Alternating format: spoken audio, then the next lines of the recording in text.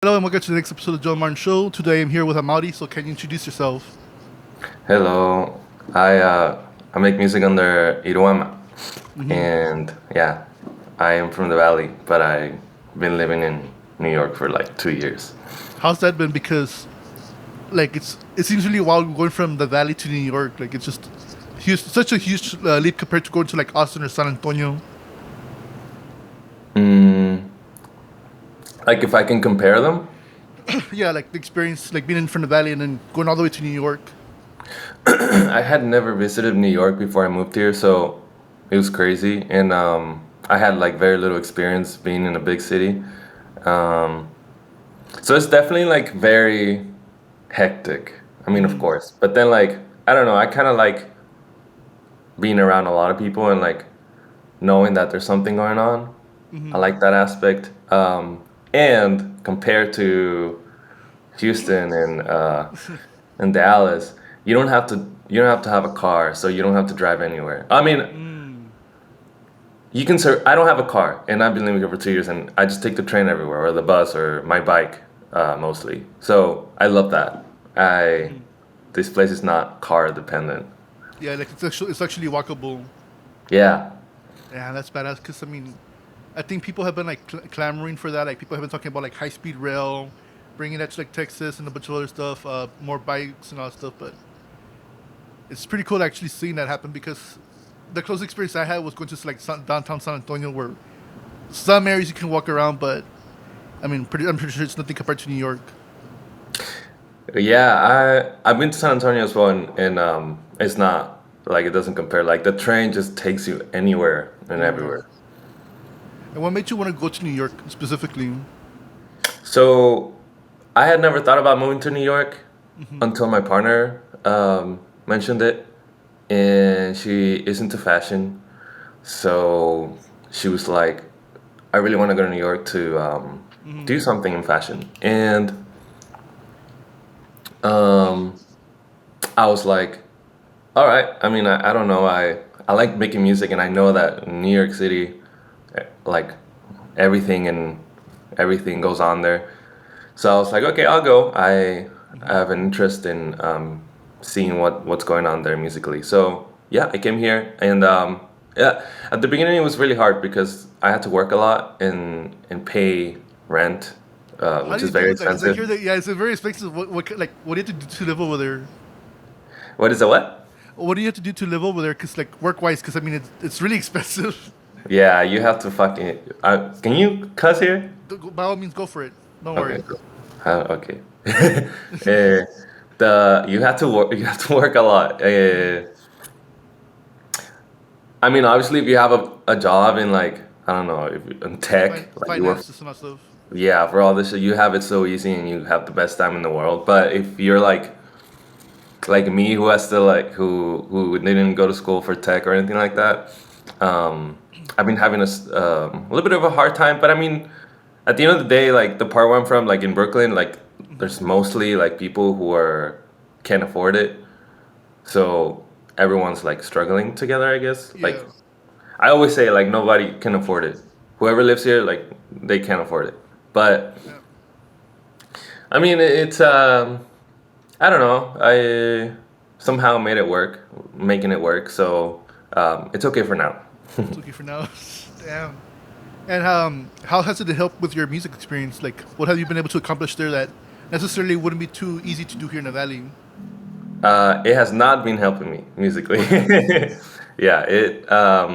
I stopped making. Well, I didn't stop making music. I stopped like releasing or like having the mindset of like, oh, I gotta like put out some music, Hmm. because during these 2 years I had to work a lot.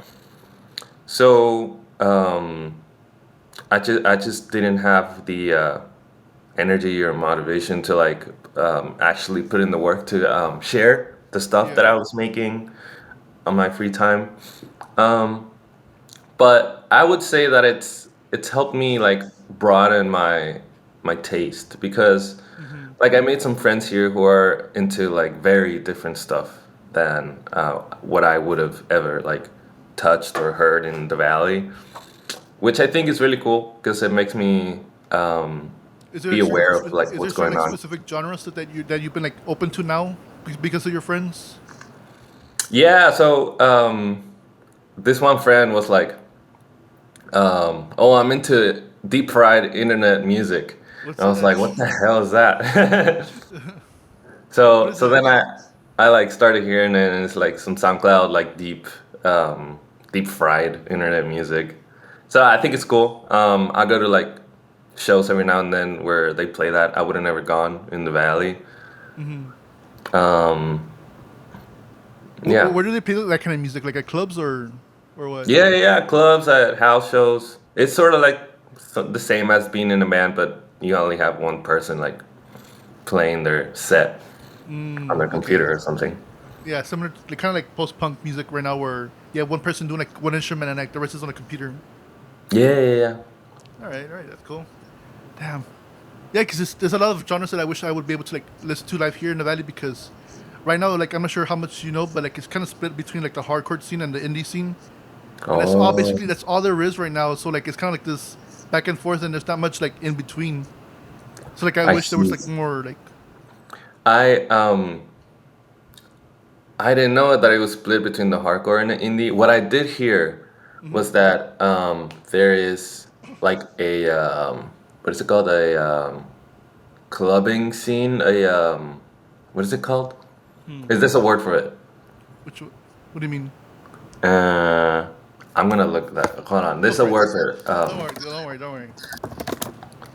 It is I don't know. It was some clubbing thing that was going on in the dungeon, and like it got really popular. And now that's like a thing. Hmm. Yeah, they were doing like a lot of goth music. Like they did everything like EDM and a bunch of other stuff. So like anything that's like danceable, they were doing Yeah. that stuff there at the dungeon. They recently got a little bit in trouble because of some bands they had there, but I mean I think it's still like held on because Oh. there was this thing supposedly like okay, so I'm not sure how 100% this is, but supposedly some of the people were hosting like neo-Nazi bands because it's kind of like black Oh. metal. Shit. Yeah. So they got them kind of into trouble, but I'm not sure exactly like how true this is because I don't really dabble in hardcore music. Like that's not really my thing. So, What the hell? but I Neo mean Nazis? that's what I had heard. Yeah, that there was some neo-Nazi because that's really common with like black metal or dark metal. I don't know what's called the genre specifically, but supposedly it's kind of like common in that genre. And Mm. well, the dungeon got in trouble with that, but I don't Yeah. think it quickly like hurt it because the audience is so much older. Like people in their 30s and all that stuff. So like the scene's very young with like, a bunch of like teenagers and 20-year-olds. So there's like a Yeah. disparity between like the how do you say the patrons or whatever you want to call them. I don't Yeah. know. Yeah. It's crazy. Oh, and I know the word is raving or raves. Raves, yeah, Yeah. yeah. But I've seen a bunch of like some of my friends who are like in the rap scene. They also go to like the raves and all that stuff, and it's going really well. Yeah. I mean, Oh, okay. there is some like more like different music coming into the valley, so I'm glad for that because again, I wish there was more diversity here in terms of genres. Yeah, for sure. Yeah. Yeah. How was the music scene when you were down here? Because I think you left around what 2020, 21, 22. Yeah, 22. 22. Okay. It was um well, what I was used to and like what I was Hmm. into was like the indie rock thing. So, I was playing with Gusto Gusto. Hmm. I was playing with just like indie rock. Um yeah, that I can't really remember much. Because I It would see seems like so posters. long ago. Because I would see some posters. Because I entered the scene really late. Like I barely entered last year, so like you were already gone, and I heard like your name, but by then like some places like Yerberia had already closed down. So like all of this past stuff like I wasn't able to experience. And I would see flyers like with you, Gusto Gusto, Lunar Heart, and a bunch of Yeah, others. Luna Heart, yes, Yeah, yeah. I was into that. Like I into that music spectrum. I was playing with like all the homies and stuff. hmm Um, what? How come you got into the valley? I mean, to the scene just barely a year ago. Like, did you have a friend who was into like a band or something? Okay, so there was a person who got interviewed because there was stuff going on about like who was it? Someone got interviewed, and I was trying to remember who it was, but there was like a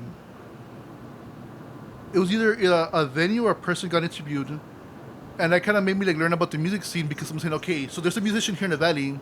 How many more bands exist? Because I always got curious because when I was in high school, there was this girl named Valeria, and she had like done like a show with a bunch of bands from the valley here in La Villa. Yeah. Well, I'm from La Villa. I'm not sure if you know where that's at. La where? La Villa. Do you know where Couch Elsa is? Okay, yeah. Around that area, basically Mercedes, Santa Rosa, La I Villa. don't know. It's in that area. And so I remember she had done a show here like a long time ago, and I kept wondering like, hey, is there any other bands? And eventually found like the Gremlin, the Flying Walrus, 707, which is by the same owner from Yarberia. So like, once you find one area, like you start finding all these flyers with all these bands, and it kind of it gets easier to find everybody else basically. So I Yeah, found Bummer Shed and a bunch of other bands or yeah. venues. Sorry. That's cool. Yeah, back then when your video was the shit. Like I remember, um, the first time I went to Yerberia, it was barely it was like split in two rooms. It was like the inside room and then oh no, it was smaller. It was skinnier because the at some point they bought the building next to it and then they expanded it. Oh wow. But I was there when it was very small and I was like, God damn, like everyone's here. Like, what the hell's going on here? I want to play here. Like, and that was like barely when I started, like, Hmm. because I started making music by like being the drummer of bands. So I was like, damn, I gotta have my band here and stuff. And yeah, for me, Yerberia, when I was first starting to play music, it was like the holy grail of playing there. And my friends too, they would be like, did you know that this and that played Yerberia already? And I was like, wow. It's badass. Yeah. Dude, that's so Yeah. cool. Because I wish I could have seen like how the scene was before compared to like it is right now. Like I wish I would have seen all these bands grow up. Yeah, yeah. But now it's interesting that they the now it's scattered amongst Hmm. like other venues and stuff. Hmm. Like I've seen a lot of like 787 shows. 707. So yeah, 707 shows. Hmm. Um, which I think is cool. Yeah. I like That. that there's more places. Hmm. Yeah, because that became the place after the Edward. Yeah, because from what I was told, it's the same owner. Oh, okay. Hmm. I see. So that place became a thing. The dungeon, the Gremlin, Flying Walrus. Those seem to be like the main like venues. And of course, you still have the DIY scene, which is like Bummer Shed. South no longer Yeah. exists. Now there's like the Shack, which is by the people from the culture. So they have their own little DIY scene thing too going on too. Yeah. Shout out to Bummer Shed. I really liked that spot. Yeah, Bummer Shed's they're having a show thing to tonight, I think. But I mean, Oh hell yeah! I wish I was yeah, there. man, and it's great seeing all this stuff like continue going on because there's still kind of these bands from back then and right like these newer bands going on right now. So I'm able to hear the stories from both sides. Like, hey, this is the scene now, and this is the scene how it was back then, and the bands that survived. Well, they get to see both sides of back then and right now. So it's pretty exciting. Yeah, yeah, yeah. Yeah, also Cine El Rey was the Yeah, spot. that's the spot that everybody wants to go to. Yeah. Yeah, I seen the walls with all the names everywhere. It's great. Hell yeah. And then there's another theater that's gonna be opened up lately because the city of Edinburgh they have like a theater called the Citrus Theater. They're like The, fixing it up. oh no, wait. They're gonna allow for like people to play like local bands and stuff, or is it just gonna be like run by like some corporate I shit? think it's gonna become an actual venue again. They're fixing it up, the Citrus Theater in Edinburgh, downtown Edinburgh. So that's gonna become a thing again. So Oh my god, that's amazing. What the yeah, hell? yeah, it's great. Like I mean, it's a good time to be in the valley because there's like a lot of growth going on right now, and it's um like when I was in high school, a complaint was always like, oh, there's nothing to do in the valley. There's nothing to Oh do. yeah, Like, of course. but now I like there's had some, yeah. and even now like there's still jokes going on, but it's more about because there's been a lot of car washes popping up everywhere in the valley. Like anytime Is that there's some like money laundry shit?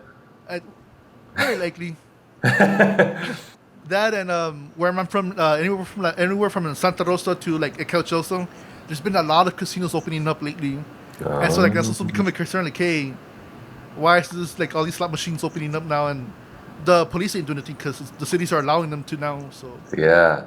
Oh, they gotta look into that, those finances. I don't know. That'll be yeah, it's getting really iffy. suspicious. It is funny because KRGB or Channel Five, they were like doing like an investigation saying like, hey, your local ordinance says that there shouldn't be like any eight liner or seven liners, whatever it's called, eight liners, I think.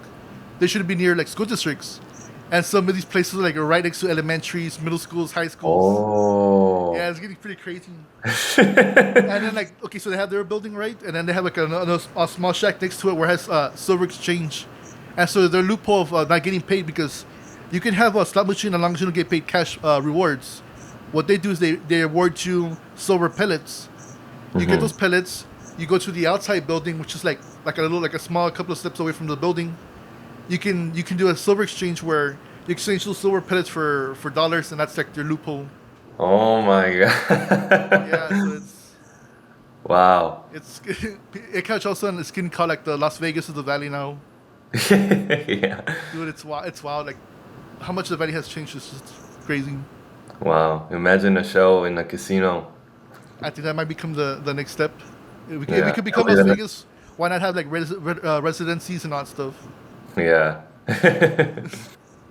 And recently you released oh let me get back to it. You released a song recently because you said you didn't have that much time. But how did it come up with the recent single? Um, it was Like, nice. I used to be very um, anal and concerned about numbers and like to make sure that it maximized the amount of views when I did something. Um, but I think that this time I just wanted to put out something because I was out of the loop for a long time. mm-hmm. um, I wanted to share something already because like I'm always creating in some way of another. Like I do lots of things, but when I was in the valley, I Mm-hmm. like sort of like music was like my whole personality for a while. Um, whether that's a good or a bad thing, and so putting this out helped me to like re recharge my love to share, my energy to share the stuff I make on my computer. Because like whether I put it out or not, I'm still making more and more, Mm-hmm. and it just piles up on my computer. So to be able to share it, I think was a and to feel good about sharing something because then you have all these issues about like oh it's not mixed correctly. I was like to hell with it. I'm not even gonna have it mixed. I'm just gonna mix it myself Yeah. and because one I'm broke and Yeah. another one is like, if I send it to someone, I'm gonna want to do all this shit, and I'm like, fuck, like this is just like way too exhausting. To that takes away from the energy to share the thing I Mm-hmm. made. And so, yeah, so this song, I was like, I'm just gonna make a song that I can complete and that has a nice message because I like I mean, it's a nice song, but I So wanted to do something completed, and so share what's the it. song? What's the song about? Because it's called "Simple Yellow Bean." The song is about being a simp. So, and the title is a play of words uh, between like simple, because I want to, because it could be simple love, Yeah. because it's simple LOVE, or you could say simple yellow bee, and that's sort of like the play. And then, but also I have like the lyrics saying that I'm a simp for Mm. you, and so that's that's the essence of how that thing happened. And then the video, my friend Mia helped me. Shout out to Mia, and Mm. yeah, I just wanted it to be a fun video, like a because the song is very like loose and like and I did a lot of different stuff and I just felt like doing something loose. And I remember in your story you mentioned that the album art was something about you're very like self conscious about. What made you go with that decision? Oh yeah, yeah, yeah. Yeah, so also the lyrics talk about like being self-conscious about Mm-hmm. in my case being like my skin or something. Yeah. Just because I had acne when I was younger, and so I have like Oh, little okay. scars. Maybe you can't see them. Nah, not And with I this used to be camera. very, huh? No, no, now with this, don't worry about it. You look fine. Thank you. Oh, thank you so much. But I used to be very subconscious Self-conscious. about them. And having a partner that cares about you or loves you for the whoever you are and however you look, I think it's very special. So I wanted to capture that in this song. How did you go past your self-consciousness? Um, I think I'm still am, but I'm in the point in my life that I can be like, it doesn't matter. Like I'm Hmm. not like trying to look good for anyone. Like I'm just living myself, and I have someone who like likes me for that. So I think Hmm. that makes me enough. So that kind of I had that mindset of being enough. You know? So love changed you. Yeah. Yeah. No, that's beautiful. I mean, it ties in with the song about the whole thing about being a simp. But what specifically made you go with that wording, like the whole thing about being a simp? Like, what about it got you interested into actually making it into a song? mm, I think it was the way I wrote it Hmm. that sparked that idea to go that direction. Because when I first made the song, I had this idea of um, saying or singing a part where I'm like saying the letters for a word, Hmm. sort of like do you know New Jeans? No. Wait. I think I heard of them. They're like a K-pop group. Oh, no, okay, no, never mind. Okay, so they have this song that's like ASAP baby. Okay, Yeah. yeah. Okay, now I get Have it. you heard that song? Yes, I have. I heard. Yeah. And I don't know, it always sounded so cool to like be saying the letters of a word on a Hmm. song. And then I started that songs by saying SIMPL ELOV or I think something else, and then I eventually like kept working it to something that made sense, and it was like Hmm. simple love or simple yellow V. Yeah. No, that's okay. That makes sense. That's really nice. Because Yeah. I was getting interested in like how people like the creative process behind a song like that different artists have because again people have different like processes to making a song and even that like between albums or EPs like even that's very different. Yeah. And I guess a good thing to add on the way I came up with that song is that I've been a lot into like percussion, Hmm. and that was something new that I was adding to my repertoire of instruments into a song, or like palettes of things to add. And yeah, I used the guido. You know what a guido is? No, what's that? The one that goes like Okay, yeah. yeah. So that I added that thing, which I've been adding on almost all of my songs because it sounds cool. I mean, it adds like texture to the song. And also I added this little drum that I found in the trash Hmm. that sounded fine, and it's just like a Oh, little drum thing at the end. It's like it's not a conga. It's I don't know what it's called. And I also added this like little. Have you seen those two sticks? They're thick, and then you go. yeah. Okay, I added that thingy. So yeah, making things loose and very textured Hmm. has been um, my to go thing when making music. And it seems like you're going back to your roots because you said you started off as a drummer, so like now you're adding all this different percussion into your music. Yeah, I that's a very good point. Maybe that I had not thought about it, but yeah, that's true. I used to think a lot of. I guess like I have the bad habit of like overthinking and finding like a deeper message into things that shouldn't necessarily be deeper, and it's my issue. So I'm like, overthinking. But Yeah. it's very cool that you're able to like find all this stuff, even if, like from your surroundings, like whether it be from trash or whatever. Like you're able to find this like I guess like ingredients from different locations and then make it into one Yeah. thing. Yeah, yeah, yeah. Um, and funny story, like all the gear that I have has been almost found in the trash. Like Hmm. if you can believe it, like I have an electric drum set that I found in Hmm. the trash. It's like a fucking Was thousand was dollar electric drum set in the there anything trash. wrong with was there anything wrong with it or Nothing wrong with it. It nothing was wrong? almost new. It was just like on the floor somehow, and it was crazy. So I have that, and I also have this other guitar that my partner got at this fashion event, and it's a good guitar. And because I only came with like my guitar and my synthesizer from Texas, Mm-hmm. so I have that guitar and like the rest, the little drum that I found in the trash. I found an amp on the trash. I found three amps in the trash, but I got rid of the other two because they sucked. But this one, it sounds pretty cool. What? And a microphone that I found when I was in Texas. Well, that was another thing.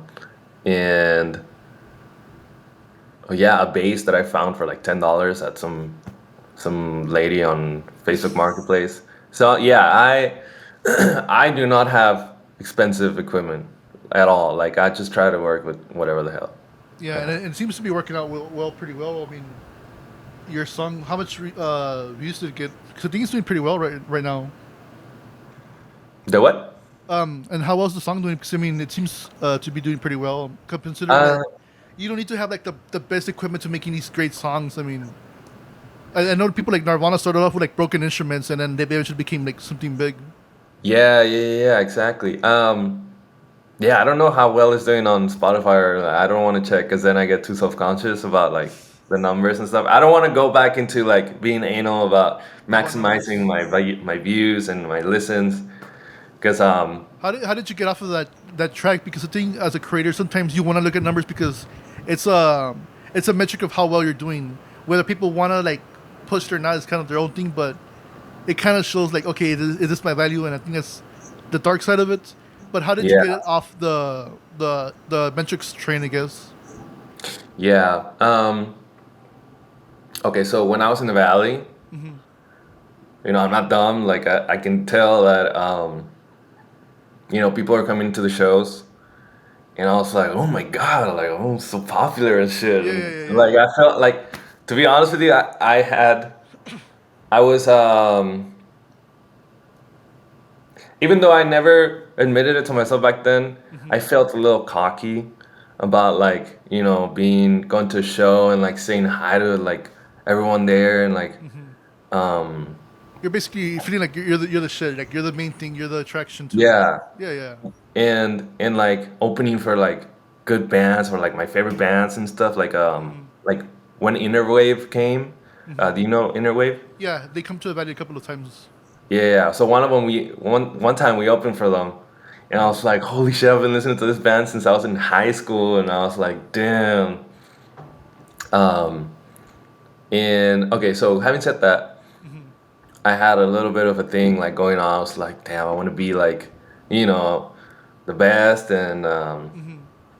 I mean, I never felt um, jealous or like bad blood Hmm. about on any other bands or anything. It was just with myself. I just wanted to. You were I just self-indulging. Yeah, exactly. Yeah, yeah. And then I moved to New York, and um, nothing. Like I'm like used to like even sometimes like I Hmm. would go to a party and someone would be like, "Hey, you played in that band," and I'll be like, "Oh yeah, it's me." But then like I come to New York and there's nothing. Like I'm like grounded, Hmm. um, and I'm glad that that happened because like I said, I was making music my whole personality, and I realized that I didn't like that. I'd rather be someone who creates first than something What else, you what know? specifically made you want to change that? You said you no longer want to be known for just your music. Like what happened exactly that made you want to change that? Um, Realizing that it's not just I'm not just making music. I'm like that I like creating, Hmm. that I fell in love with making music. Hold on. What the That's What's all right. going on? Someone's fucking. Give me 1 second. Someone's Yeah, fucking not. don't worry. Jeez. It's probably fucking UPS. Oh man. Yeah, so hopefully they don't knock again. Panimel, ven. Mhm. Okay, and then. Panimel! Oh my fucking. Come here. Just because she's gonna bark. So then, alright. No more Don't worry. distractions. And then I realized that I liked creating more than anything else, more than being recognized at a party or something. And I feel like that's like a more genuine spot to be in because it's very self-indulging to want to be recognized at a party, you know? Yeah. And So I think another thing would be that if you're so focused on popularity, it kind of limits your creativity because now you have to like focus on the crowd rather than making music for yourself. yeah, exactly. Yeah, yeah, yeah. So when I got here and I had a lot of time to think about like what I Hmm. had just lived. Like I played a lot of shows and all this happened and now I'm here without a band, without nothing. So what does that what does that leave me with? And just Hmm. myself, someone who loves to create things, whether it's music, whether is I don't know things with like robots. Like lately, I've been like coding and stuff, and Oh, for reals? um, or playing tennis. I mean, that's not creating, but like I don't know, it's just like doing fun Yeah, activities. it's recreational. Yeah, yeah. So that left me with that, and I was like, I'd rather be someone who is a well-rounded, creative, and is not full of himself, Hmm. and is someone fun to hang around with, and um, yeah, that's how I came to step away from like making sure that my song got this amount of views or this amount of listens. I was like, like I just want to create, and that's it. Hmm. What other stuff do you create? Because you mentioned that it's not just music; you do other stuff. You mentioned coding, robotics. What else do you do? Yeah, so I also paint, Hmm. um, not as often as I would like, but I like painting, and Is there a specific style like you like painting in, mm, or objects, styles? Is there something specific you love enjoying doing? I just like painting, like what is it called? Things from my house, like regular, um, everyday things, like yeah, just like a plate or a toilet paper or something like that, you know? What do you like doing that? Normal What? objects. Why do you like painting normal objects in your household? Mm, I don't know. I think it's just the immediacy and like the familiarity with what I have, and to put it on a canvas is very. I guess it takes a picture of like the time that Hmm. I'm at, and I also like taking film pictures. Film Forgot to pictures. mention that. So that's something I do more than painting, but Hmm. taking film pictures on black and white lately.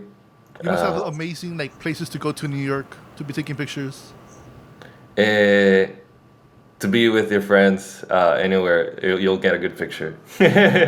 I think that a lot of people like go to these like huge monuments and like that have been like pictured a million times, and it's like, okay, yeah, you see the Manhattan Bridge, Yeah, nice, it looks yeah, amazing, this and that. But when you take a picture, let's say you're at a karaoke bar, and then your friend is like borrowing your or like borrowing your hat, and then she puts it on and you take a picture of that. It's like a good time, like you're sharing your culture with hmm, someone who's very far away from your home. Is like a nice interesting um, piece of your history. yeah, yeah. That's nice. How has it been over there? Like sharing like the valley culture to a place like New York. How has that been? Very nice. Usually like people are very like self-centered themselves too. Oh, okay. So it's like, oh, I like your hat. And I'm like, yeah, yeah, thank you. And then they'll say they'll usually I'll have. I don't know. Like I feel like, mm, yeah, everyone's just too self-conceited to like care a little more than oh, I like your boots, I like your hat. But it's nice. Like then I tell them like, yeah, I'm from the border of Texas, and they're like, oh, San Antonio. I'm like, no, no, no. South, more south than that. Yeah, 6 hours south than that. That's still an issue now. Like it bothers me so much, and I'm pretty sure it bothers like other people in the valley where, especially like when it comes to concert, like oh South Texas is San Antonio, and like no, there's this other location like 4 hours away from San Antonio. Yeah, yeah, yeah, exactly. Yeah, damn. But it wasn't until recently that I started like wearing a hat, wearing It looks boots. nice. Oh, thank you, thank you. Because when I was in the valley, like I never thought about like doing any of that. But then Yeah. I left, and it's like, wow, like there is it's sort of like staying connected to Hmm. America. Because I grew up in Mexico, by the way. Yeah. And then I moved to the valley when I was 15. So I'm like Hmm. I consider myself half RGBian and half Yeah. From the Mexican. from the motherland. Yeah, yeah, exactly. So to wear this over here, it just feels like I'm repping Reynosa or Yeah. Edinburgh or whatever. Yeah. Yeah, that makes sense. And have you met anybody from the valley over there, like by like coincidence? Yeah, I have. It's crazy. Yeah. I was working at a coffee shop, and Hmm. I met Laredo would be the valley, right? It's Still part the of the valley. 956. Yeah. Yeah. Okay, so I met this one person from Laredo.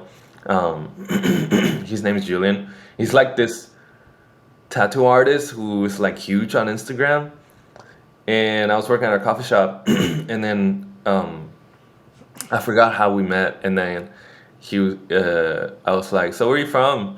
And he's like, "Oh, I'm from Texas." And I was like, "Ah, okay. Do you know the Valley?" And he's like, "Yeah, I'm from the Valley." And I'm like, "No fucking way." And he said he's from Laredo, so Yeah. that was a really cool experience. Dude, that's so cool because like we have like certain habits, ways of speaking that's like very obvious. People call Oh like the yeah, valley of course. accents, and so I get curious. Yeah, Like if you're like, oh shoot, you're from the valley, and you look at each other like, okay, yeah, yeah, exactly. Because I had some friends come over from the Valley. yeah. And then we were hanging out, and I was like, "Wow, like they speak so Valley." Like I had forgotten how the accent sounds over there. Yeah. Have you like encountered that where like some of your friends from New York, like kind of called out like your behavior or your the way you speak or no? Like oh that's Uh, different. no, because I think there's a lot of people from everywhere, so everyone's used to like, you Just know, different. Okay. yeah. So no one they'll ask you like, "Oh, where are you from?"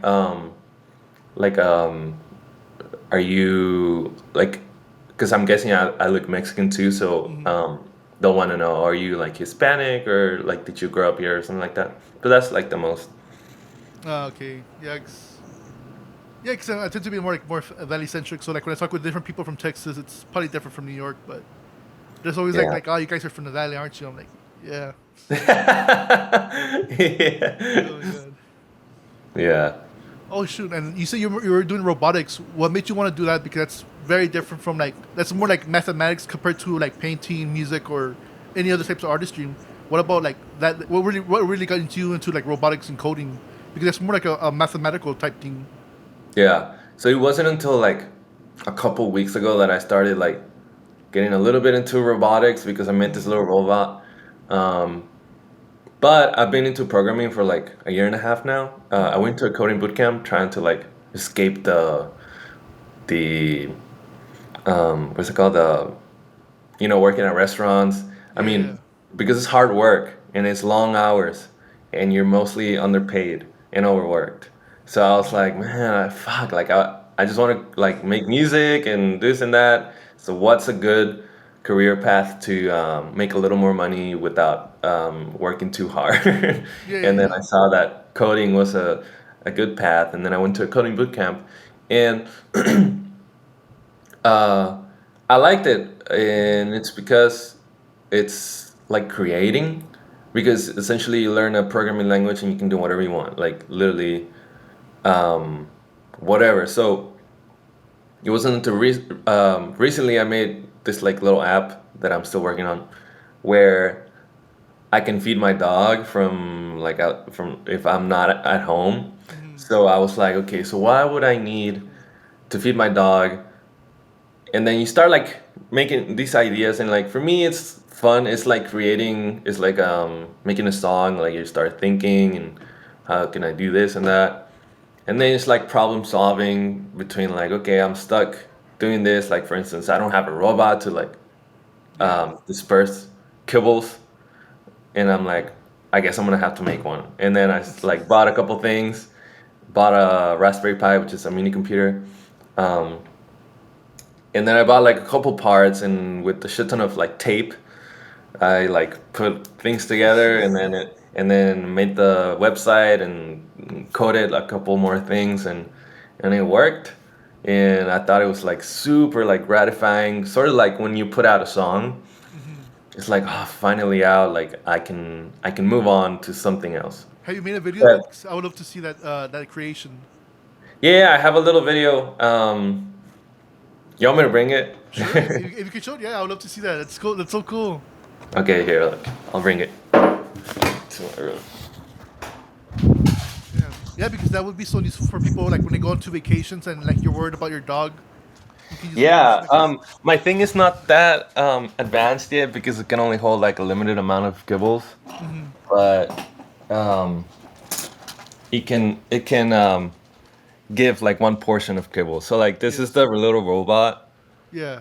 It's made out of like a vodka bottle. And it has a little motor here, the blue thing, that Yeah. allows this thing to open and close. That's so Look, let me show cool. you. Can this thing open? There. So it There you opens go. and it leaves the kibbles. Wow. And And you this said that. thing is controlled by this little computer.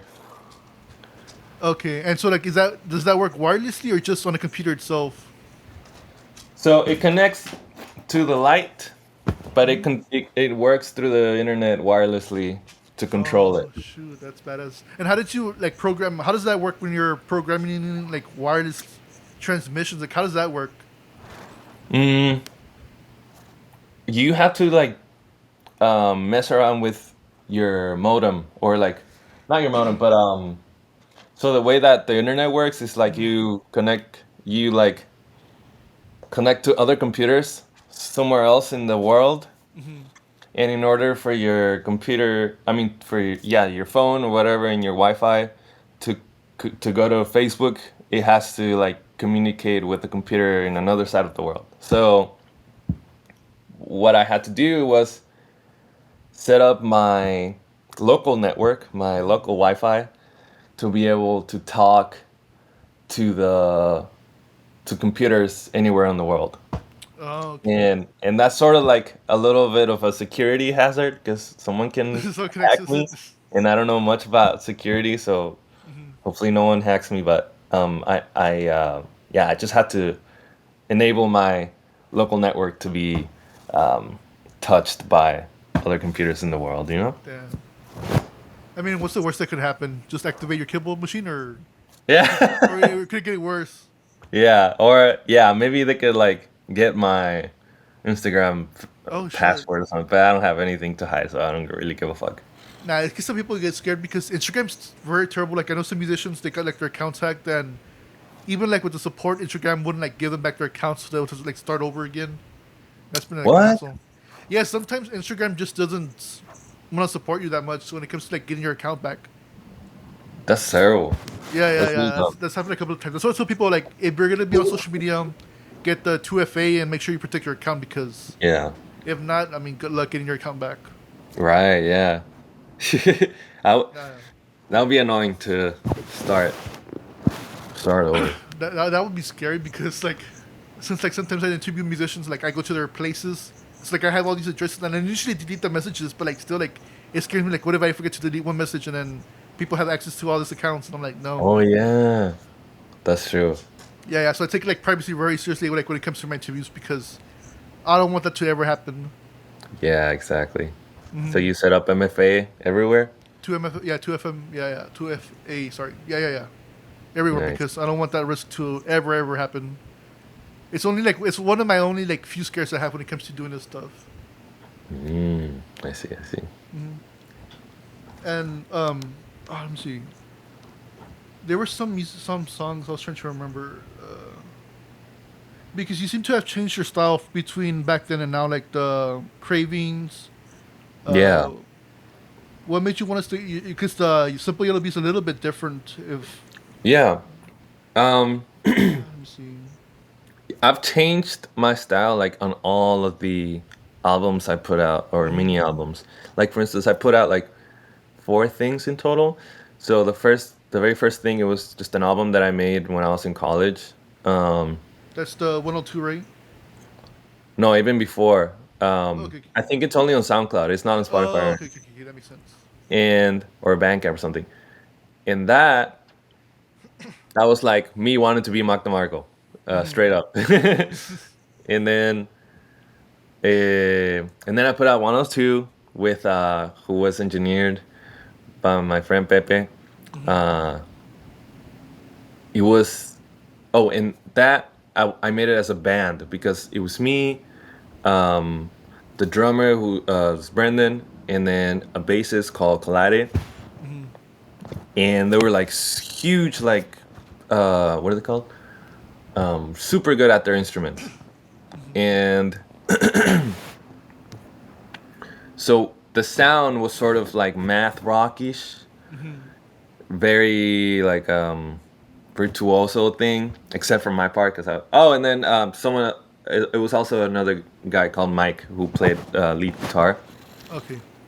and it was very virtuoso sounding thing, which is pretty cool. Um, but then I had other ideas with like the things that I wanted to make. So then when I put out Cravings, it was more, it was just myself now, Hmm. and I was very inspired by like the War on Drugs and like shoegazy things and like, um, so yeah, that sounded very like indie rock, very yeah, very indie rock, and I think it was like really fun because it helped me get like a lot of shows and stuff. So Hmm. I really liked that period of That's the one when I that put that out. really took you out, like took you off. Yeah, yeah. Okay. And then after that one, I put out another one called Fresco, which Hmm. is very very fun to make, and I think it sounds very very good. Like I still stand that I did the best I could, and I really liked the way it came out. That's the one you're most Uh, proud of, or like most like you, when it comes to like showing off your music. That's the one you really want people to listen to. yeah, yeah, yeah. Because I like shit. That was that was when I was peak obsessed with every aspect of making music. Like Hmm. everything had to sound perfect. Like I had to have a million synths to give this like texture on and like this dreaminess still because I'm still like into like the dreaminess of shoegazy things. Hmm. Um, and the drums have to sound amazing and this and that. And if you listen to it, like it has a lot of like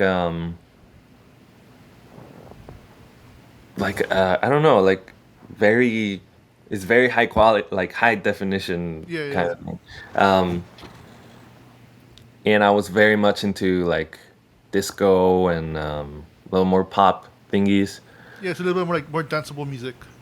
Yeah, exactly. So Hmm. I like that aspect of that one, and after that, I have like an album in mind, but I still don't know. So I don't even say that I want to release an album because I don't know when it's gonna come out. Yeah, because then there's the whole pressure, like, okay, when's it coming out? How does it sound like, or all that like, stuff that all those questions basically pour into you. It becomes more Yeah, yeah, pressure. exactly. Um, I think I forgot what you had asked in the first place.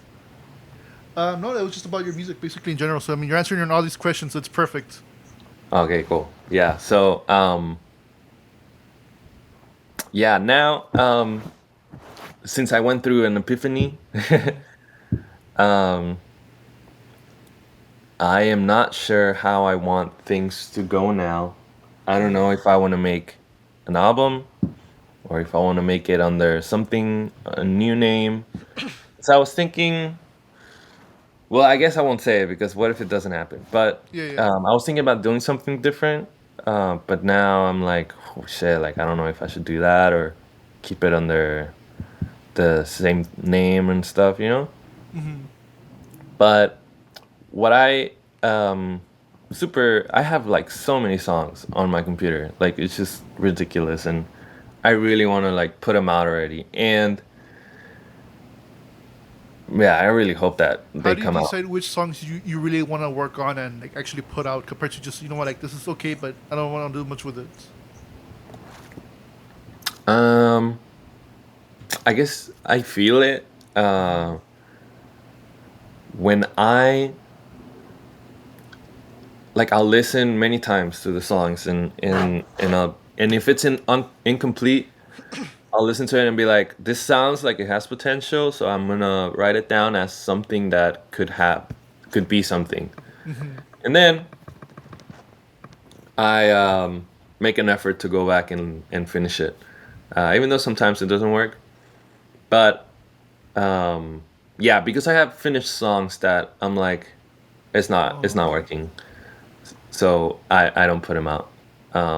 But the Simple Yellow Bee, it felt good when it was finished, and so it really pushed me to put it out to put just it like out there. that.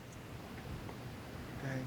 Yeah, and I liked it. It's like something I try to do all the time. Like, whenever I listen to like new songs, I try to look for the lyrics, and some of your songs they're easy to find the lyrics, but then other times I'm like, I can't find the lyrics online, and it becomes a hassle for me. Yeah, the lyrics are on YouTube, so you can They're find on them there. YouTube. Okay, I'll make sure Yeah. to look into them because some websites, when it comes to local music, it becomes really harder to like find the lyrics, and it gets me upset. 'Cause, like, I wish I could read it. Yeah, yeah, and then sometimes it's a little hard to listen, like just straight by listening to Hmm. it. I also have a really hard time like listening to lyrics, so I Yeah. get you. Um, and I used to not care about the lyrics, honestly. Like I used to be like, yeah, this song is fire, so whatever. Hmm. But nowadays I listen to the lyrics, and I also try to make sure to say something coherent on the Yeah. lyrics of my songs, because I used to not. Like I used to put out like whatever came to my mind, and it's a little embarrassing. Yeah. Which songs are you proud of, like in terms of the writing, like the lyrics? Like which ones are you like you're really proud of? Eh,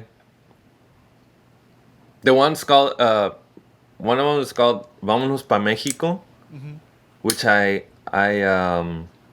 super proud of the lyrics because I've had like people tell me, um, oh, I cried to the lyrics. Oh wow. I was like, no fucking way.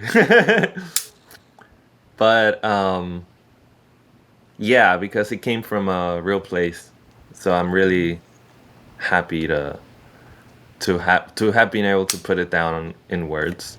What does the song? What does the song mean to you? It was at a time where like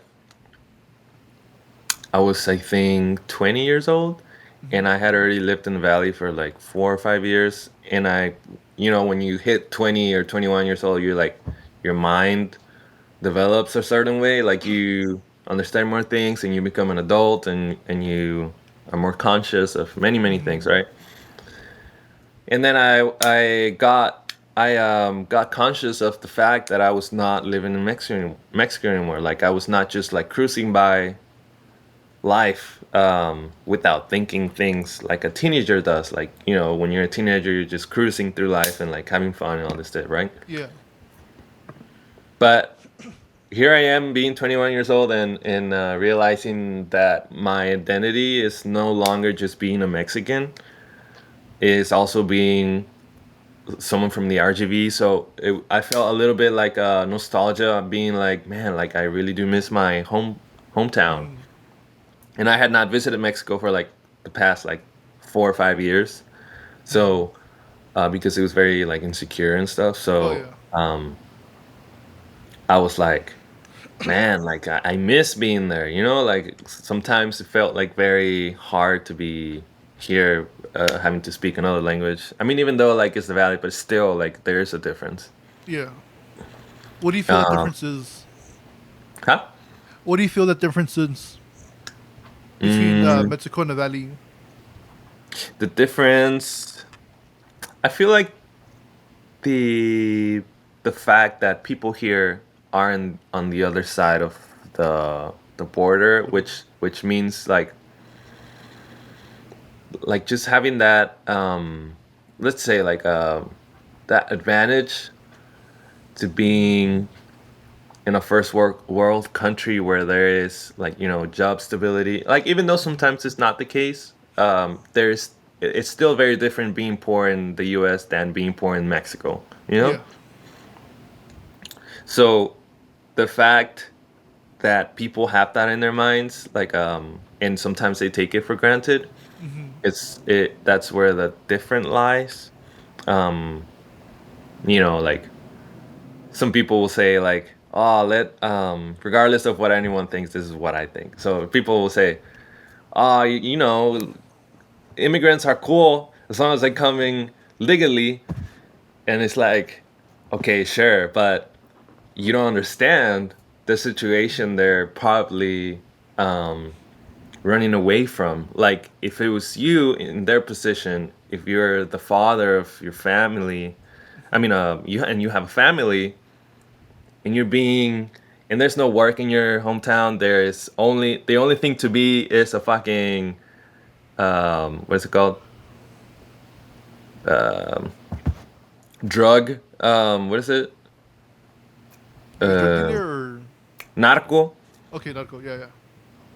And it's like, man, like I gotta fucking be a narco to be able to give my Provide for your family a good family. life, Yeah. or go to the U.S.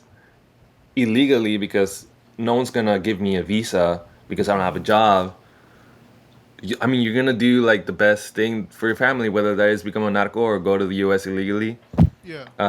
We've seen both. I mean, there's obviously both things happening.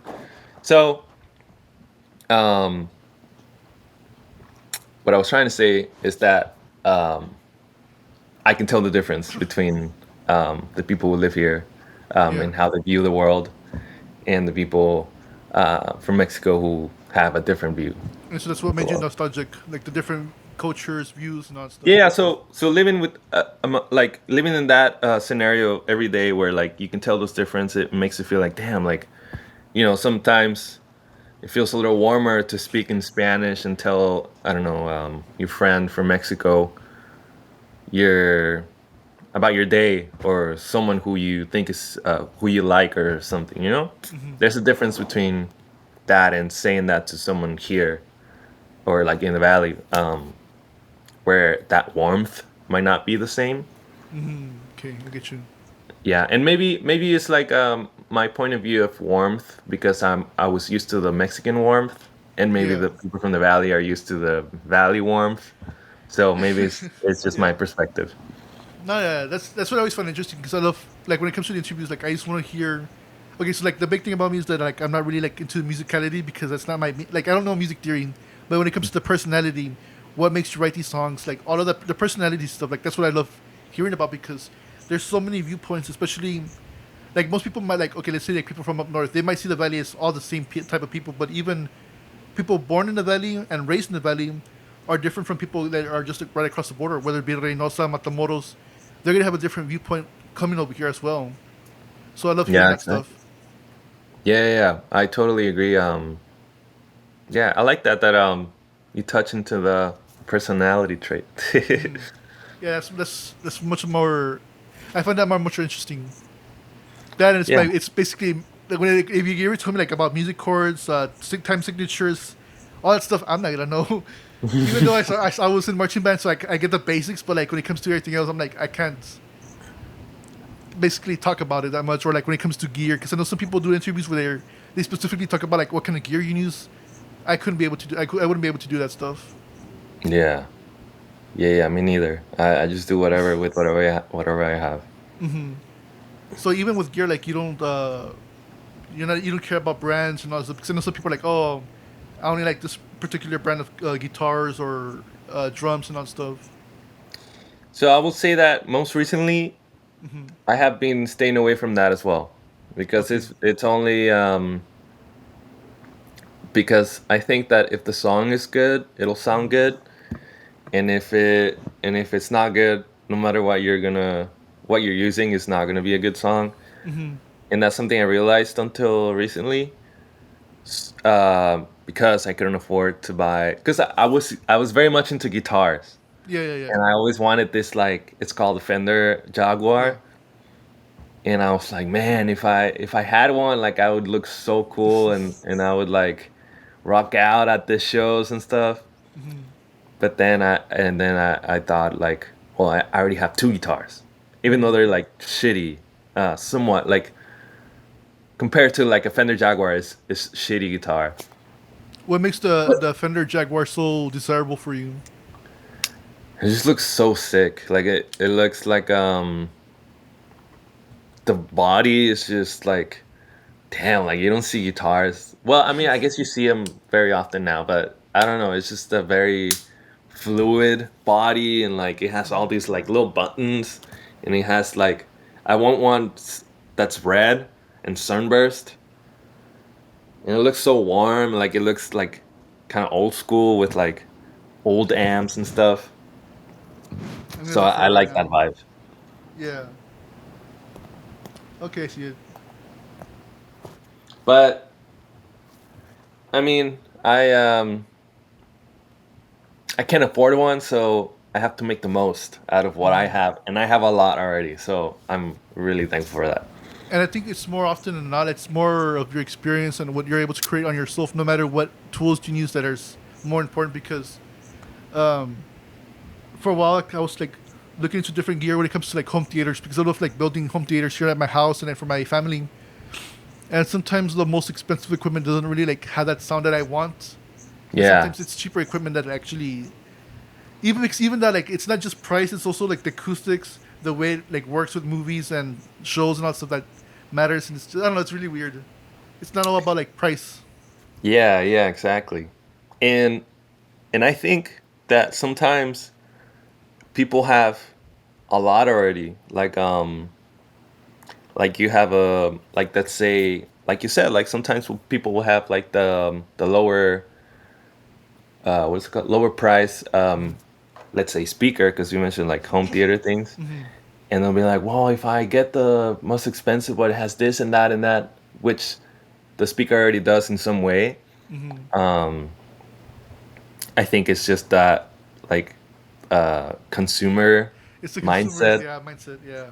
of like always wanting the best and newest, and I'm trying to also stay away from that. It's so easy to fall to it, and then a big issue becomes credit cards, because once I get, because I have good credit, so like sometimes these companies give me good offers, and I'm like, hey, Oh, I could spend all this money, I could buy this gear, I could buy this speakers, I could buy this vinyl player.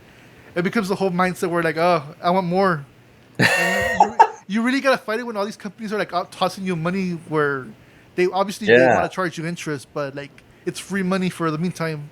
yeah.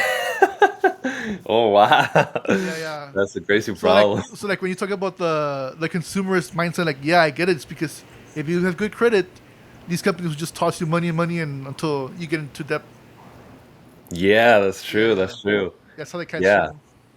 and yeah, in I totally agree. And in my case, like I used to be, you know, how I mentioned that I wanted a Jaguar, Hmm. but then I realized, well, I already have two guitars here, like the one that my partner got and the one that I came with, Yeah.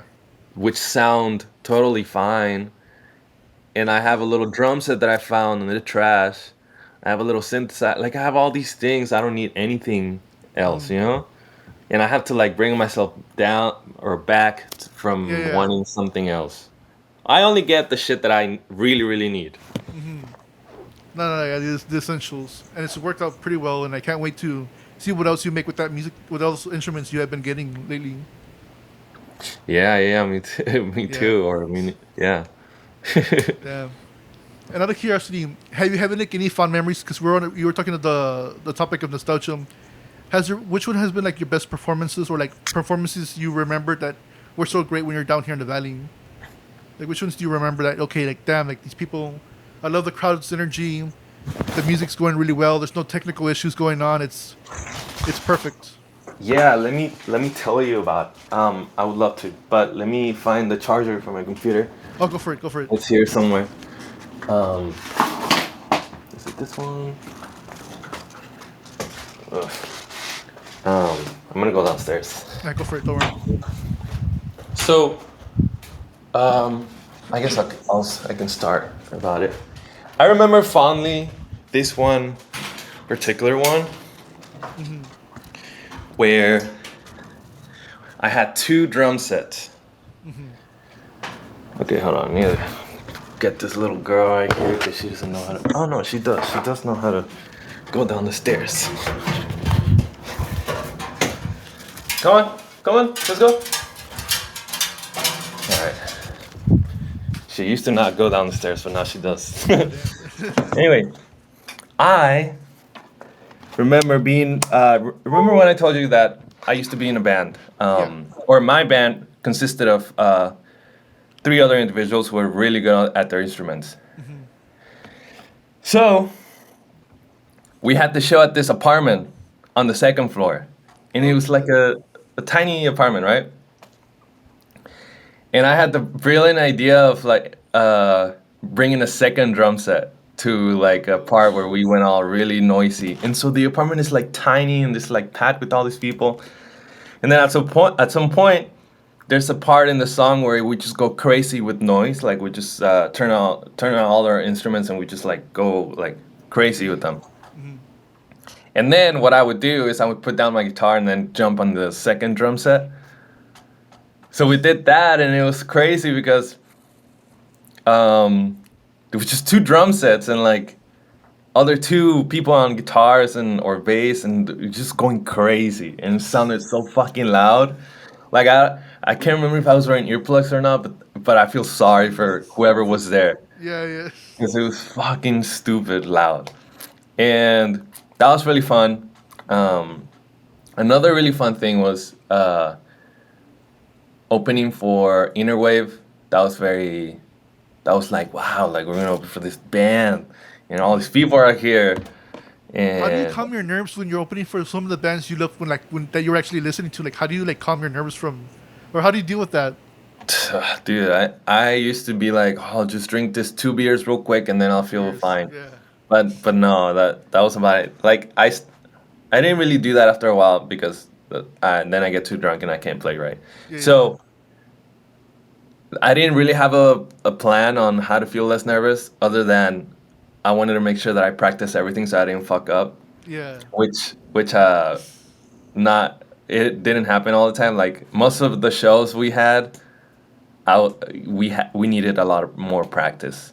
But anyway, um, yeah, that was really fun. And then also playing in Mexlan, um,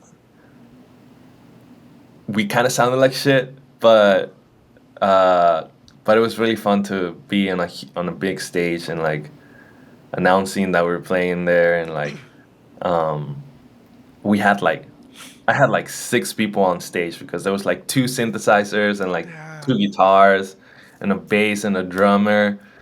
It was a mess, but it was fun. Yeah, and like as an audience member, like people don't really care about like how many like the fuck ups, because if you're having fun, you have all this energy. A couple of notes here and there that are wrong, whatever, like it's not gonna matter. People are having fun. Yeah, yeah, exactly. Um, But yeah, and then also at Bummer Shit, that was the last show we played. mhm. It was really fun. I remember like finishing the song with and it ends with the guitar solo, and I just kept going because I knew in a way that it was gonna be the last one Oh in a man. while, and I just kept going and kept going and kept going and kept going and kept going, um, which was really nice. Uh, and yeah, How was that feeling, that last show where you knew the people already knew you were leaving, right? yeah. How did it feel like knowing like, okay, this is the last song, this is it. Let's give it our best. Yeah, if I mean, I didn't realize that it was gonna be the last one because I was too busy like getting rid of all my shit in my apartment Mm. and practicing, making time to practice and then bringing all the instruments. Like the whole week, I was like, my mind was everywhere. And then by the last song of the show, um, I realized that I'm playing this guitar solo, and I'm like, wow, this it's gonna be a while, maybe ever, like that I'll play this song like in front of these many people ever again. So I just kept it going. I just kept it going, kept it going, and yeah, it was. It felt really like it was like I was saying bye. Yeah. Damn. I wish I could have seen all of this. Is Yeah, it? it was really fun. Will there ever be an opportunity to see you perform here in the valley again? I know It it's. all depends. Um, if I find a good job Hmm. anytime soon. Just because it takes money to get there, Yeah, and especially to travel. I mean, yeah, it's expensive. but I don't know. I would love to because it felt great. Hmm. I played there like a year ago by myself, and it felt pretty nice. But I would love to play with the band. Yeah, because would love to like actually hear you. Because again, I missed out on this. I'm like, I missed it by a year, and there's a lot of these bands that existed that people told me about. Like, oh man, you should have listened to them. I'm like, I wish, but like they're gone. Yeah. Yeah. I used to hear all that when I first got into the scene too. Like Hmm. I used to uh I used to hear a lot of people talk about like Sixty. Did you ever No. hear about Sixty? Okay. Heard about Sixty and also about like December Drive and also do you know the band Quiet Kids? They sound familiar. Okay, they were under a different name before. I can't remember. They were like a name from a movie or something. But I remember hearing a lot about that and being like, wow, I wish I would have heard all these. But Yeah. it's a revolving door, I guess, or something like Hmm. that.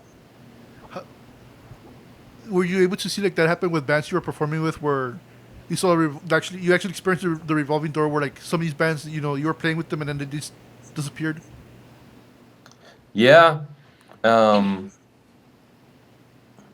yeah, bands would like, you know, who was it? I like this band called Wax Pink. Hmm. Um, and we would be playing shows with them and all this, and then they broke up, and then because I think the singer like moved to Austin or something, Hmm. and yeah, it just disappeared. Also, yeah, I can only come up with Wax Pink. Yeah, because like I'm barely seeing that happen like right now. It's kind of weird because most of the time they use form other bands, like they go from one band to another. But like seeing bands actually disappear, like that hasn't happened yet. But I'm like, man, I wonder how it feels like being a band. You're performing with all these guys in lineups, and then they're just gone. And Yeah, only a couple of yeah, bands survive. It's just like, oh shit, like they're gone. yeah. It's weird. I mean, I'm assuming that it must have been weird to like for someone who really like liked our shows, and then all Hmm. of a sudden like boom, I moved and there's no more. Yeah. Damn. And shit, I don't know. I feel bad for them. But um, I That's don't how know. I life feel like is. Yeah. oh, the what? No, like that's how life is. I mean, you don't get a grand ending sometimes. Sometimes it's just abrupt and that's it. Yeah, yeah, yeah. And like bands are usually like made from like younger people, so Hmm. people grow up and then they realize, oh, that they have to get a job or something, or Yeah, I think or college is like the period where things either you make it or you don't.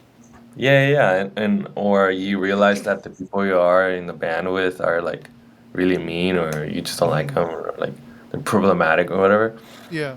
Um, which I'm that makes sense to happen a lot since like there's a lot of young people, but How do you deal I with those guess, situations huh? where how do you deal with the situations where like you notice your bandmates are doing stuff that are kind of like, oh shoot, like this isn't who I thought they were, or how do you deal with that? Because sometimes it could just be people like having conflicting personalities, and there's times where it Yeah, could get like something more serious. Like, how do you tell the difference, and how do you deal with that? it's well, first of all, like it's such a difficult situation because Mm-hmm. like for instance, in my case, in my experience, well, my personality is very non-confrontational, Yeah. where I avoid conflict, like honestly, Mm-hmm. and it's just hard. Like if you and realize that someone is doing that, sometimes someone is doing something, whether it is mean or problematic, and you're like, well, fuck, like Mm-hmm. how do I bring it to them? Or should I even bring it up? And I don't know, sometimes you're too young Mm-hmm. to understand that this shouldn't be happening and this is not normal and this is you should definitely like act Stand up. towards this, Yeah. whether it is tell this person, hey, you need to stop doing that. And I don't know, I want to say that I have been in situations, not in like the band Mm-hmm. scenario, where like my bandmates were doing something weird.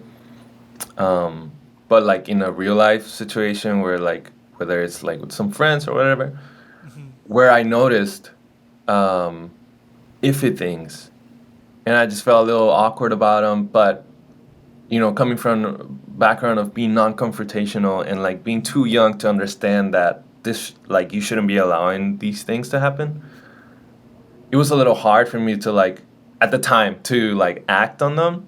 Yeah. But luckily, like as time went on, like I like cut those ties with like the people who I was in awkward situations with.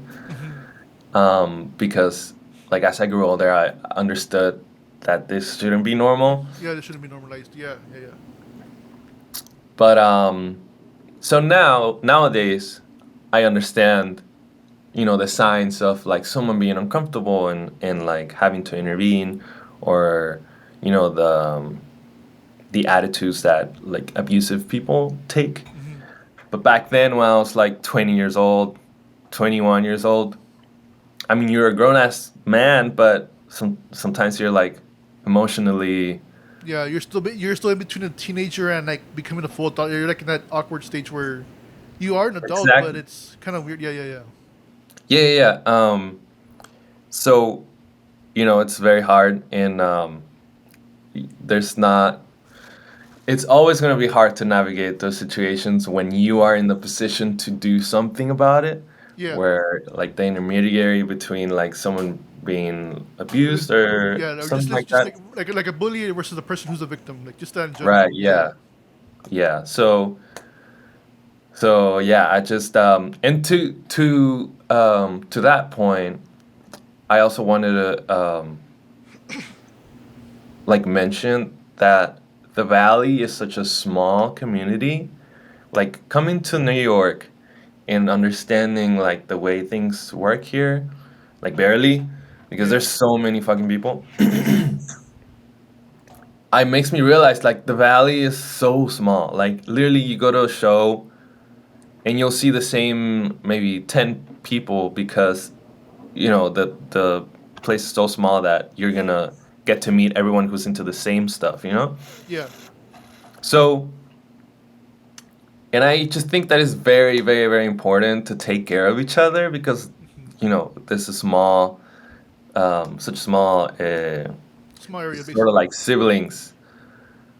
um and it really hurts, and it's really unfortunate when like situations like um come up where there's an abuser Hmm. in the community, and like of course goes through the whole like process of being called out by a lot of people, and it just makes me wonder like, man, like how hard it is to take care of each other, Hmm. because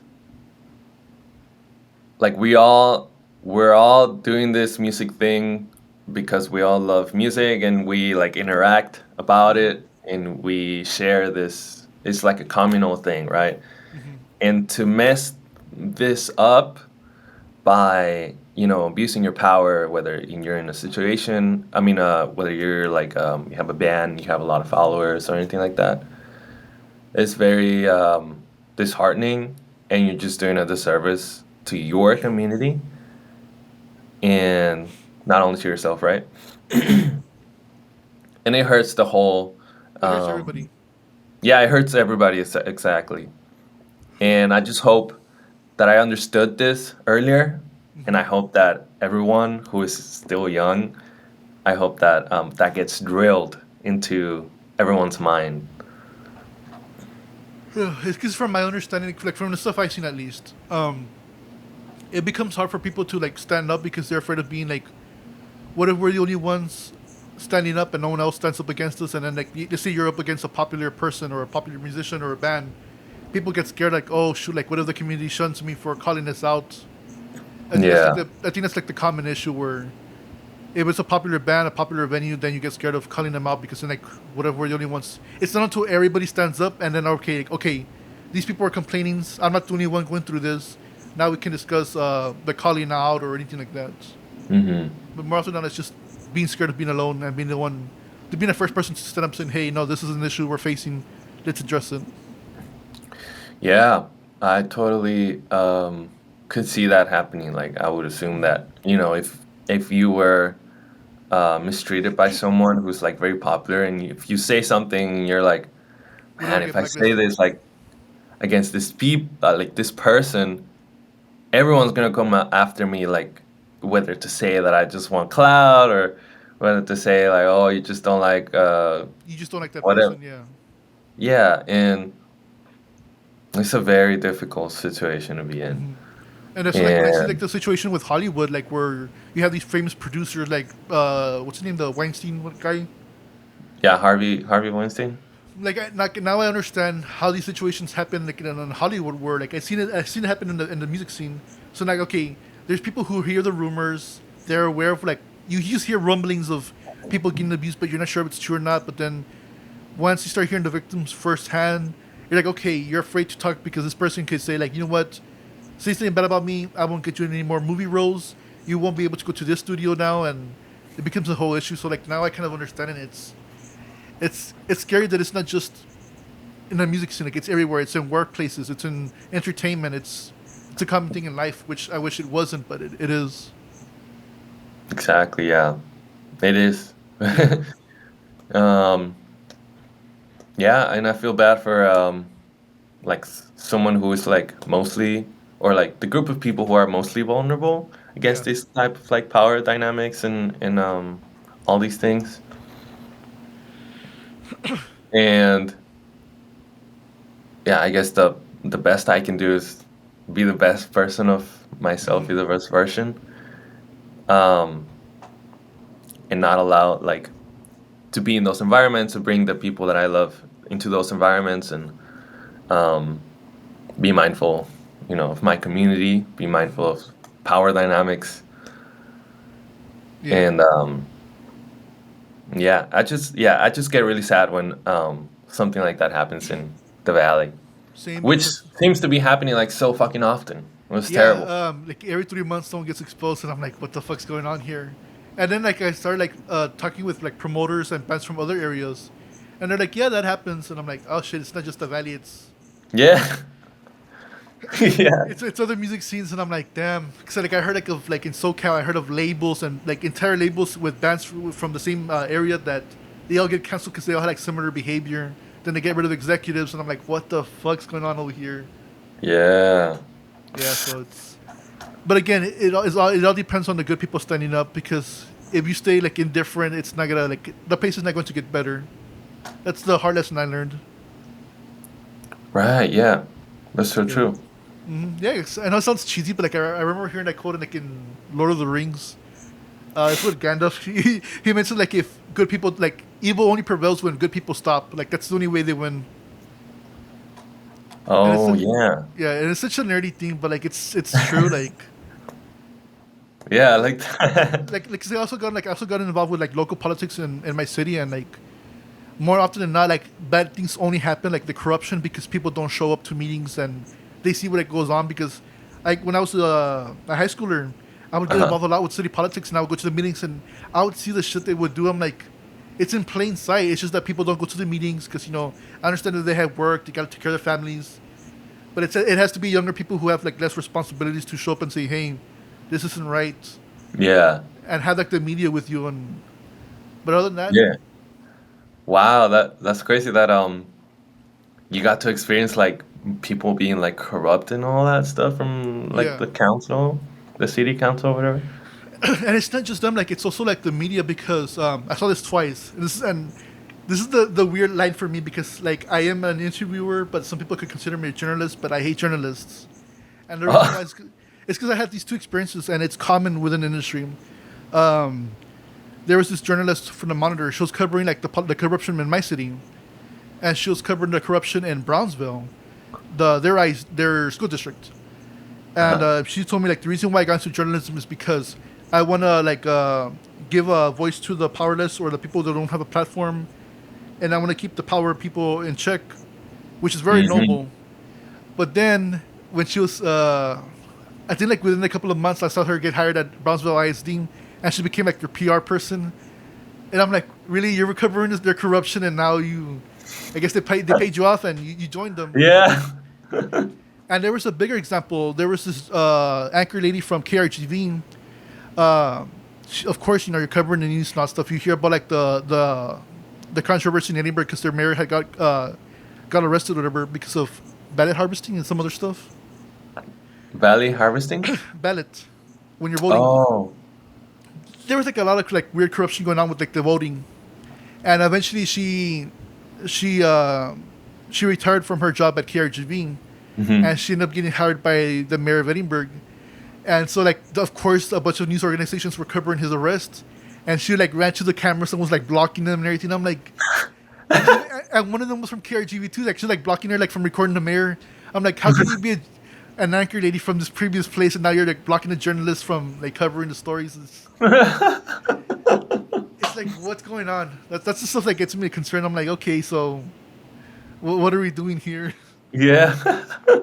Oh my God. And like she had no shame. Like anytime that the news would try to cover the mayor, like she would like try to block everybody's cameras. And it's like, what's going on? So I mean, Wow. there is a lot of corrupt, and I know it's not just here in the valley; it's everywhere else too. But like, since the valley, like you said, like the valley's so small, it's easy to spot it out. Yeah, exactly. Yeah. So yeah, man, it's crazy. Yeah, it's like, yeah, going back to like the people like abusing The power. their power in such a small community is um I mean really unfortunate, Yeah. because we're supposed to be uplifting each other, um because there's like giants in New York's like fucking New York and Seattle, all these Yeah. things. And I would love for the Valley to be, like a because you know how in Seattle there was this like surge of bands like Nirvana and Yeah. like, All the grunge. yeah, it would have been so cool to have like, all these people come from the small town in Texas, the Valley, and they're all like super good and they all support each other, Hmm. and they could very much I could see it very much becoming like a Seattle thingy where Hmm. where a bunch of good bands helped each other out and made like good fruits out of Yeah. their art. I wish that would happen too. Like I wish it was a group of bands, because typically like right now it's only been like a couple of bands that pop up once in a while. Like right now the big Yeah, ones, Grupo Frontera. Like they're really really big ones. They're collaborating with Bad Bunny and a bunch of others. So yeah, yeah, yeah. Peso Pluma. They made a song with Peso Pluma. Yeah. What? When? Yeah. Let me look it up. But That's yeah, they're crazy. collaborating with a lot of the Hispanic artists right now. So like, Hmm. props to them. Yeah, I've also seen that Glare is Oh yeah, going Glare. Yeah, they're. fucking viral. It scared me because once I started seeing bands pop up like on TikTok, and they're discussing them, I'm like, holy shit! Like I would see Glare pop up once in a while. I'm like, damn, like these guys are really making it out there. Yeah, same. I saw him here in New York. It was pretty cool. Mm, yeah, those guys, it's wild. Did you So find the Peso Pluma song? yeah, yeah, yeah. It's called Telum. It's a Peso Pluma and Grupo Frontera. Wow. TULUM. When when um when did it come out? A month ago. Ah, So like that's going on. It's crazy. yeah. No, but the one with the Bad Bunny song, it just Yeah, went yeah. fucking viral It did. everywhere. It was like number one in the world Hmm. for For weeks. yeah, they were the top regional Mexican song or regional band. So like it's No, insane. but it was number one in the whole Spotify. No, no, no. That's what I'm saying. Like worldwide, like they got that, but they were also like the number one regional like band. So like Uh, I think it was like one of the first times a regional Mexican band went up to like the number one spots. oh, I see, I see. That's Yeah, yeah, yeah, fucking crazy. And they're just hanging yeah. out in Edinburgh. Yeah, they were just playing in weddings and like all those like quinceañeras and all stuff. Like that's what they were doing, and they blew up out of nowhere. And then boom, Bad Bunny. Yeah. It's fucking crazy. But that's so nice. I mean, that's I hope they spread the word about the Oh, the valley. small the valley, yeah. Hmm. And that's what I'm also seeing. Like I'm seeing like more currently or like more relevant bands coming down to the valley to perform. Because before I was like really common to see like Air Supply come to the valley, which is like yeah, like they're a great '80s band, but like they're not as relevant. And now they're coming down to the valley after who knows how many decades. But Yeah, now, yeah. but now we're getting like more popular in demand artists down here, so it's great. Yeah, one of the things that messed like when I was in college, I first learned about the shows that were happening and like the scene and all that. Hmm. And I remember hearing about Mac DeMarco playing like 3 years before he became huge. Hmm. And I was like, how the fuck did he come like to this place out Yeah, of yeah. like the whole? And then I found out about Bruno Tiger's Blood, about like Hmm. Patrick and all that, the promoter, Yeah. and being like, wow. And then I researched more, and he had brought like other artists like Angel Olsen and I think who else? A bunch of like indie rock artists that I was so into back in like in college, and I was like, I can't believe they played here. And then I remember seeing Deer Hunter, um, and being like, wow, they're just playing in my fucking hometown. That's Yeah. crazy. Yeah, And it's exciting. and I really love that. I'm really glad about. Also, there's like other promoters like David Hmm. Bunnyman, who is bringing like other genres, but the genre that I was into, Patrick was bringing the The bands. yeah the bands, and I think that's like so helpful and important because then it like shuts the people up who are like nothing ever happens here Hmm. and no one ever comes here, but then you have like Patrick bringing all these huge artists and stuff. Hmm. No, yeah, it's either them or over there at SPI. Like there's random rappers that Yeah, come out. They're like really popular and they just come down and it's. right. And I find it for me, it's like it's always exciting because the valley is so far apart from the Texas Triangle. You know, you have Austin, San Antonio, Houston, Dallas. Like they're all together. You can easily travel within a day. And to the valley, I mean, it's a whole ordeal just to come down here. Yeah, yeah, exactly. Yeah, um you should have Patrick on here and let him like share. He's been in the scene for a long time. yeah. We have tried a couple of times, but it's hard like getting everybody down. Like it's hard like getting him on basically because he's really busy. Yeah. Like Okay. okay, I'll say it publicly. The one that people have been clamoring for a lot is Glare, and we have tried, but it's just like difficult because not all are like it's five different people dealing with Yeah. everybody's schedule. One of them is not from the valley; I think they live somewhere else. So like that always becomes a huge issue. Oh yeah. What is it? Yeah, yeah, yeah. I think you would have to get him like in San Antonio when they're playing and stuff. Yeah, yeah. Some of these bands like it's like that we haven't tried. We have tried like behind the scenes, with DM and everything, and it's just hard getting everybody's schedules together. Like even with bands, I mean, four people, four different schedules. If you're dealing with college, work, your personal life, I mean, Yeah, exactly. yeah. So I mean, it's not that I don't try. It's just that it's hard getting everybody together. So Yeah. again, I appreciate that you're doing this as well because I mean, different time zones. That's become another issue because now I'm interviewing bands from other parts of the U.S.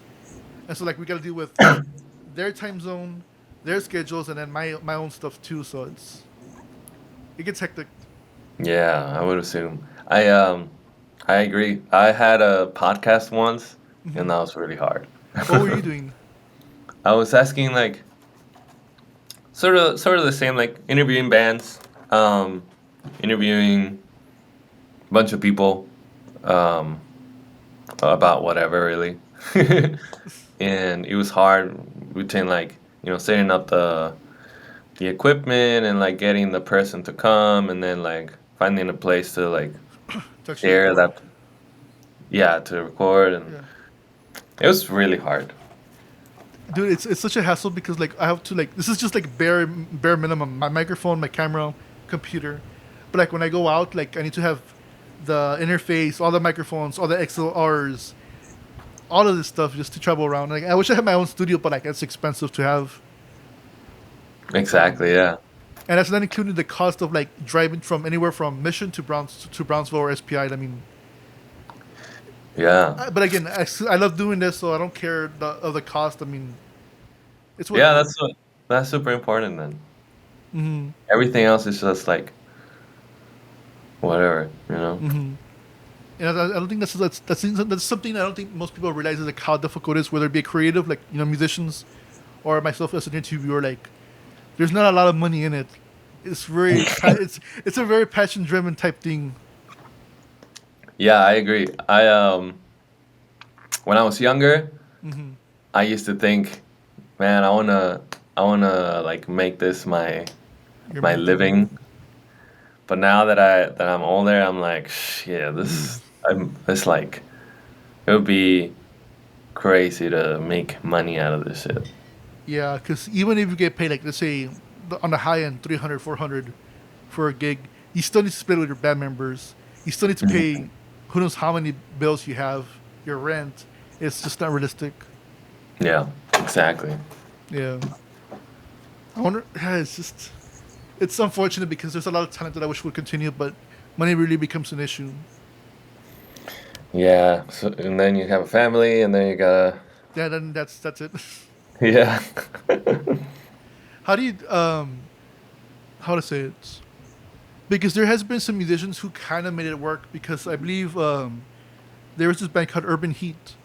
They're Hmm. kind of like a dark wave band from I believe Dallas, and he explained that before like he was in a punk rock band because he was young, going crazy, but then once he had a family, all of that just stopped, and he made that like I wouldn't consider it a weakness or a con, but like that limitation because of the reality that happens in life. He was able to get headphones, got like a synthesizer. He started making dark wave music, and he became popular once again. Like he made that limitation into a creative demand, and he got popular once again with his new band. He made it work Oh, out. So I mean, it's not always the end, but sometimes you need to do something very different. yeah. Um, Wait, so how do I like? Did I do something different? Have you Oh, done wait. so? Have you tried doing anything differently from compared to the valley to like make sure you keep up your creative energy going? Yeah, I definitely have. I used to think before that I needed a band to play live, Hmm. and but now I guess it comes back from stepping away from wanting everything to be perfect Hmm. and stepping away from being trying to be grandiose and all this and focusing more into like the actually making things Hmm. and like sharing things. So nowadays I I'm more okay with, singing live Hmm. by myself, and I'm more okay with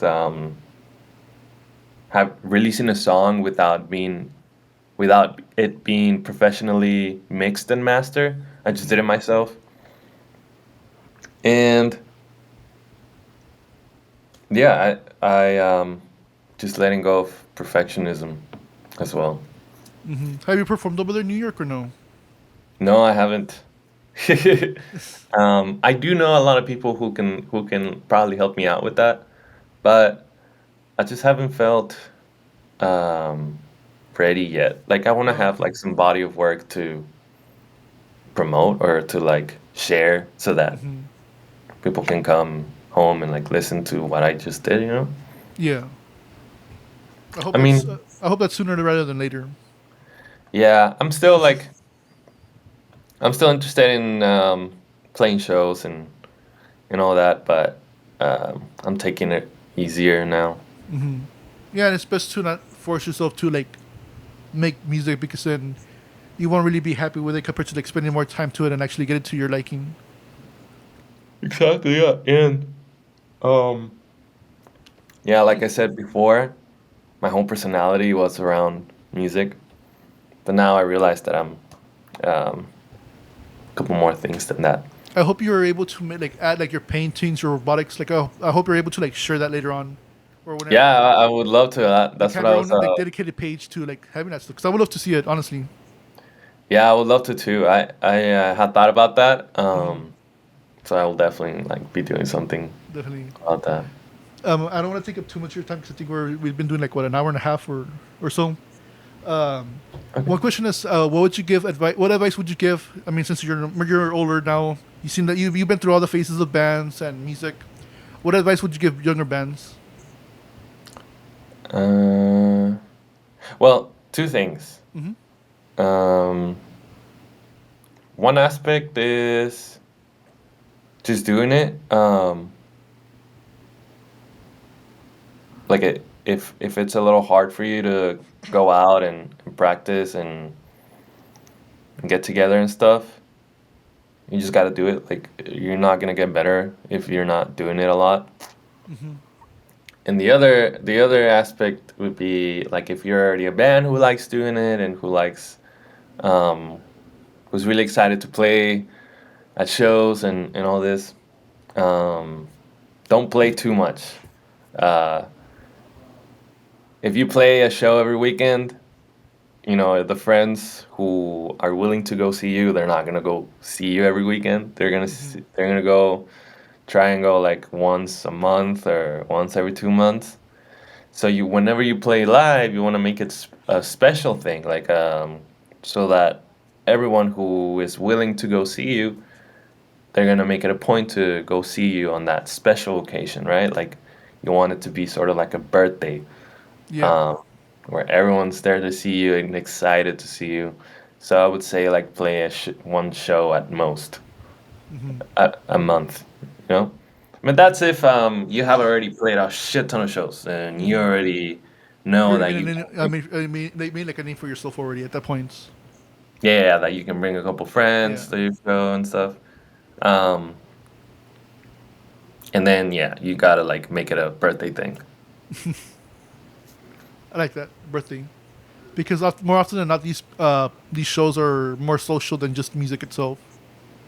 Yeah, yeah, yeah. You get to see your friends, you get to talk to them, and then you show them your your skills and shit. Yeah, Yeah, I think yeah when it's special, I really love it. But when it's like oh, it's another gig on it's another another weekend. weekend, Yeah, yeah, it's like all right, like yeah. The ones who kind of master that's right, in my opinion, it's Riley and Gusto Gusto. You only see them once in a while, and you really gotta go see them. yeah, yeah, yeah, yeah. Exactly, yeah. But Riley, I think that they're like already touring and all this stuff, so they're I think it's a treat when they play In the in their venue. Yeah, hometown. yeah. So the last question I'll give you is, what was this is the question I asked all my guest? What was your favorite part of the podcast? My favorite part of the like the from the The questions. interview. Oh, favorite part of the interview. Um, I guess when I was like what we talked about. Yeah, like what did you enjoy the most?